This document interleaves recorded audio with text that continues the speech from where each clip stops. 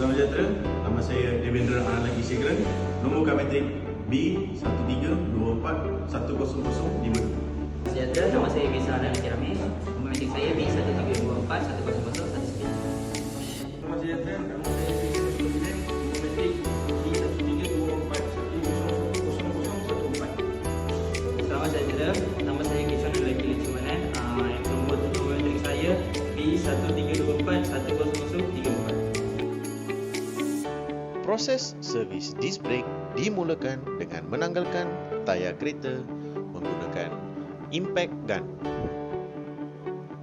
Setelah itu, brake fluid hose yang bersambung dengan brake caliper akan ditanggalkan terlebih dahulu. Selepas itu, dua bolt yang memegang brake caliper kepada wheel hub ditanggalkan menggunakan common ring saiz 14.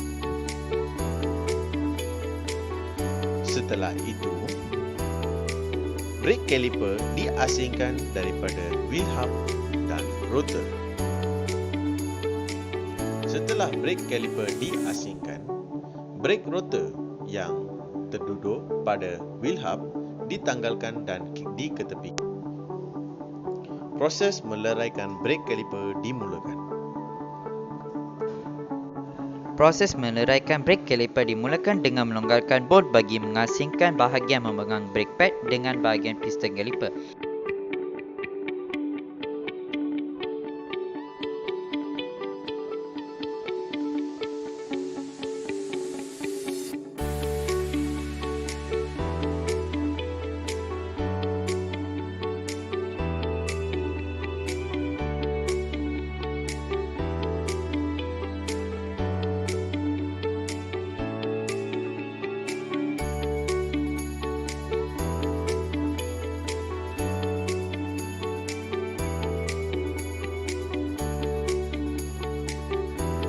Seterusnya, piston pada brake caliper ditanggalkan dengan mengeluarkan angin bertekanan tinggi pada lubang brake fluid.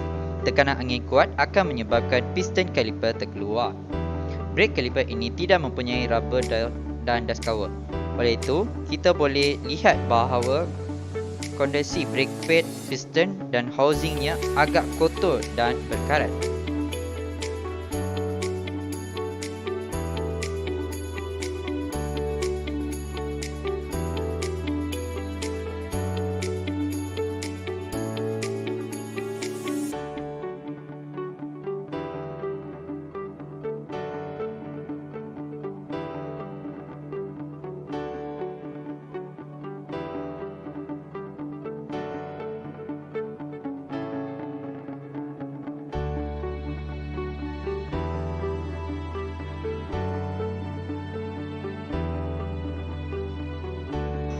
Piston, brake dan housing dibersihkan.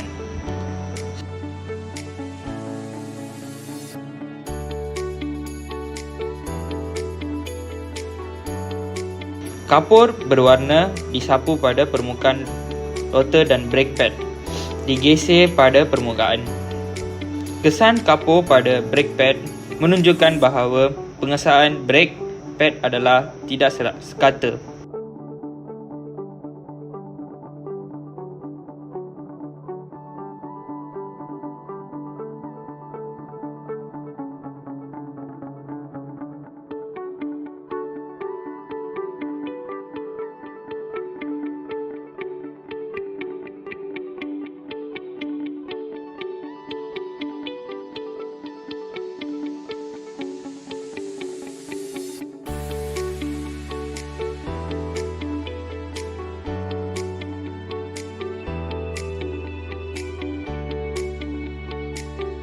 Kemudian, kita melakukan ujian bagi memastikan bolt brake caliper adalah lurus dan dalam kondisi yang baik. Selepas itu, proses pengukuran dijalankan bermula dengan pengukuran ketebalan brake pad. Brake pad kelihatan tebal berdasarkan bacaan yang terdapat.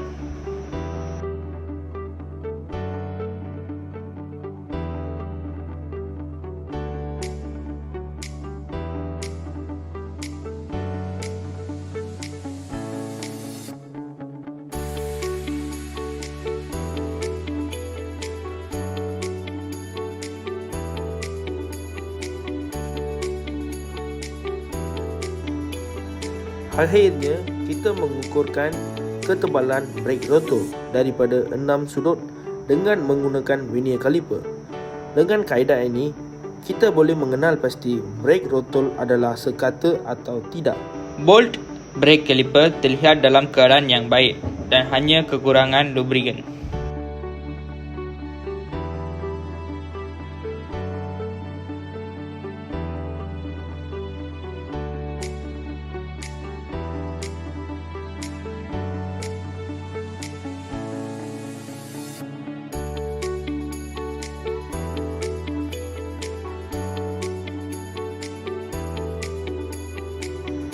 Selepas itu, brake rotor dengan brake caliper dipasangkan semula satu persatu.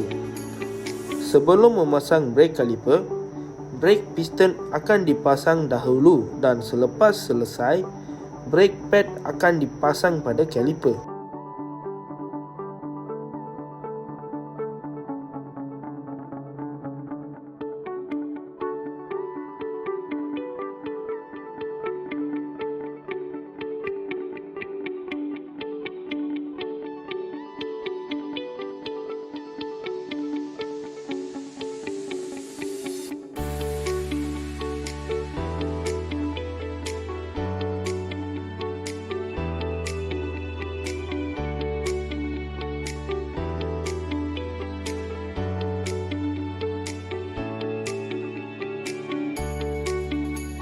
Akhirnya, brake caliper dipasang pada brake rotor dan akhir sekali, tayar akan dipasang semula.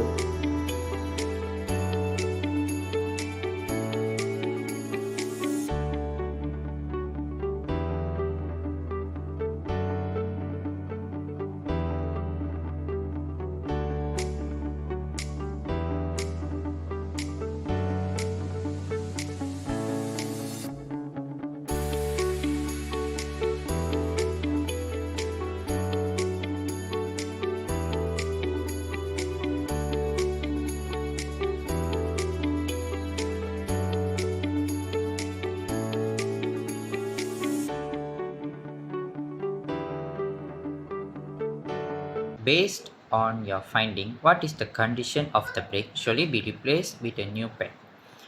If the brake pad thickness is below than the manufacturer minimum specification, commonly 3 to 4 mm, it must be replaced.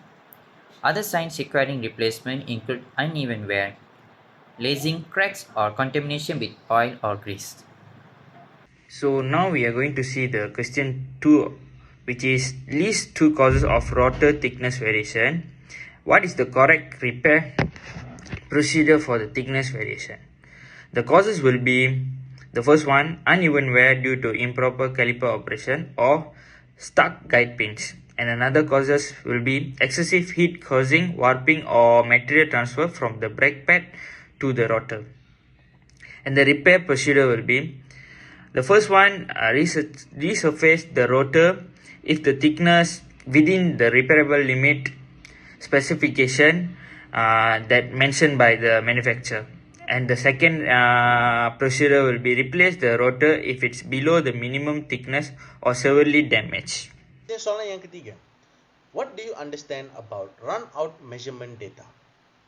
Run-out measurement data refers to the amount of lateral movement or wobbling of the brake rotor as it rotates.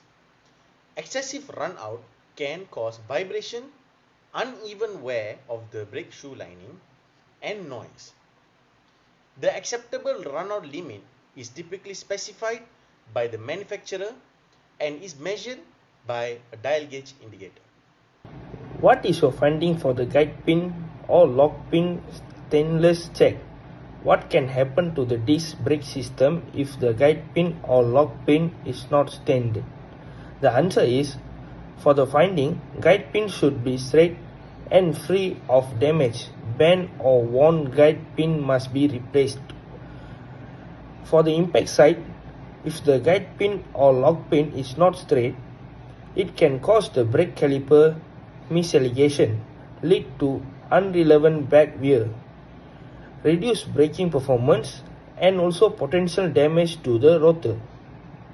Conclusion for lab: disc brake inspection, removal and refitting. In this lab, we focus on the inspection, removal and refitting of the disc brake system, which is essential for the vehicle brake performance and safety.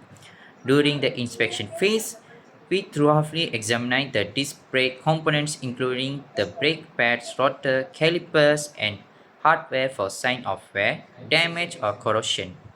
We also check the rotor thickness to ensure it was within manufacturing specification, as worn or damaged rotors can lead to reduced braking efficiency.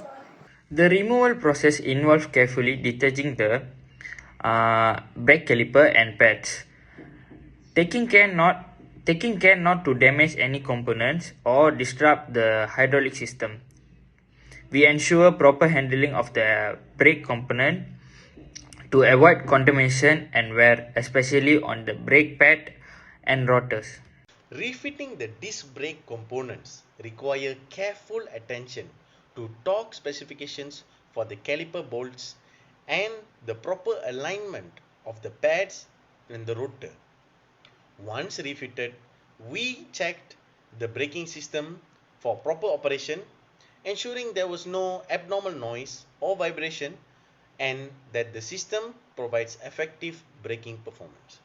In this lab, emphasized the importance of the regular inspection and maintenance of the disc brakes, as well as need of precision when removing and refitting components.